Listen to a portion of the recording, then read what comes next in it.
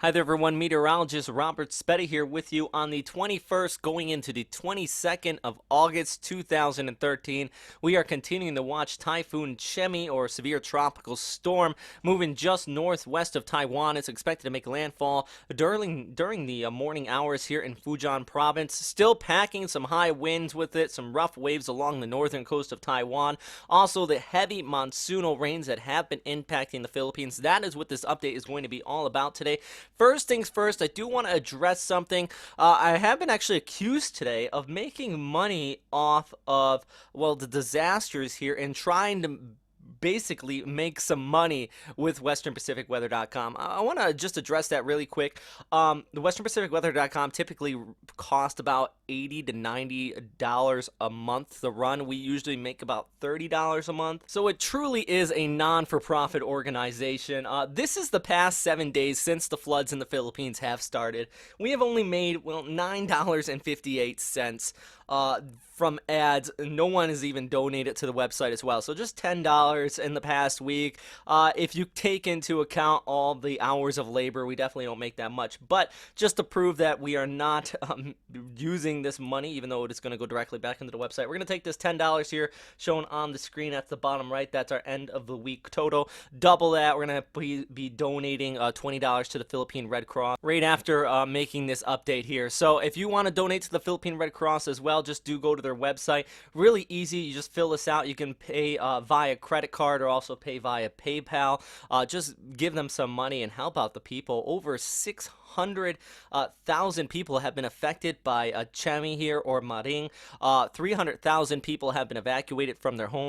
8 deaths have been reported at this time. These are just some images taken from Western Pacific weather reporters here, and I call them reporters because they really have been helping us out. People that have been submitting their photos towards the website, not just here in the Philippines, where we have been seeing the worst of damage. Much of Manila and surrounding provinces declaring a state of calamity. If you don't know what that means, that's basically in the states a disaster zone, and it really it lets the government fund in response efforts and also just helps out all the people there, but it's really just a very grave situation. In Taiwan, 2 deaths have also been reported due to a Trami out here.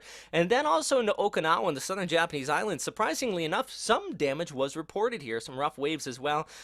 This image actually comes from Kadena Air Base, where we saw a little pavilion, a metal pavilion, a rather weak one, but that did break apart here throughout the overnight hours on Tuesday going into Wednesday. You actually saw winds in Kadena there gusting up to 81 kilometers per hour. In Ishigaki, we saw winds at about 95 kilometers per hour. And one report, and this is just from an island towards the northeast of Taiwan, reported a wind gust over 200 kilometers per hour. At this time, the eye of the storm system starting to fall apart. You can see it here on the radar imagery. But key thing to note is that it's really dropping some tremendous and heavy amounts of rain across the western portions of the mountains here into northern Taiwan. We've been seeing widespread reports today of rainfall over 200 millimeters. Actually, anywhere in the darker purples is over 200. Anywhere in the lighter purples is over 300 millimeters of rainfall. So a tremendous amount of rainfall. The Shiman Reservoir actually had to be released earlier today. That was one of the images I showed you just a second ago. That's some pretty incredible stuff. Just millions of gallons of water just being released all of a sudden, just due to the tremendous and heavy amount of rainfall piling up in this reservoir that, well, it provides water to over 1 million people there in the northern Taiwan. Now, Trami, it will continue to move off here towards the west, making a landfall, like I said, during the early morning hours there in Fujian province, around Fuzhou. You could be seeing some typhoon strength wind. But my main fear is if we do see the morning rush hour, and if a lot of companies don't close ahead of this storm system, the impacts from that, like we saw there into southern Guangdong when James Reynolds went out there to film that storm system. Well, what we had was people carrying on their daily lives in a very dangerous situation. And this is the latest track from the Japan Meteorological Agency. One thing I do want to note on this, and why I'm just calling it Typhoon Trami at this point, because JMA typically upgrades storms to Typhoon when they drop the pressure below 970 HPA. It's always been a thumb rule that I have seen.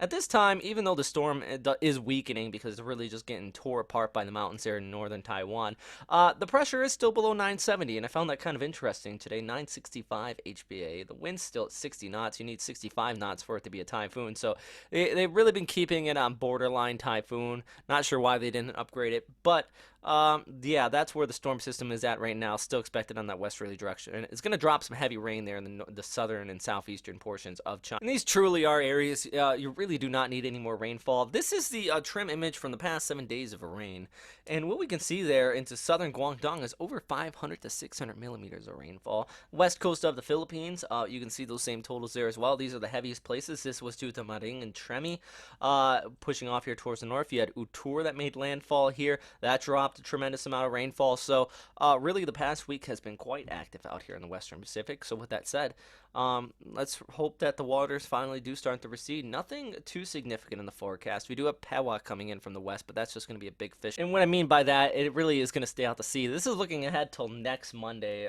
Really a slow-moving storm system. But then as we look ahead into Wednesday, it really continues to spin up there. A few little vortices being picked up here by the GFS model. But by Thursday of next week, so this is a week out, and the Friday it starts to make that turn towards the north, unless the high pressure ridge here somehow swings farther off there towards the east, which is very unlikely. You have the Tut across much of this area.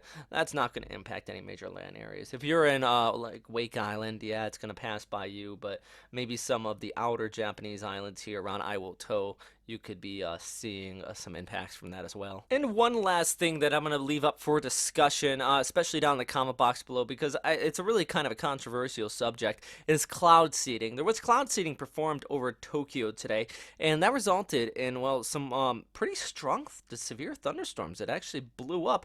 The problem with cloud seeding is, yeah, it helps out the crops, especially in dry areas, but if anybody was struck by lightning today in Tokyo, and you can still see the thunderstorms here on radar, would have that been a fault of the government, or would have just been their fault for being outside during a thunderstorm? Would have they been struck by lightning if the cloud seeding did not take place? A very controversial subject, so I'm going to leave that one up for discussion. So thanks again for watching, though, everybody, and stay safe out there. Bye.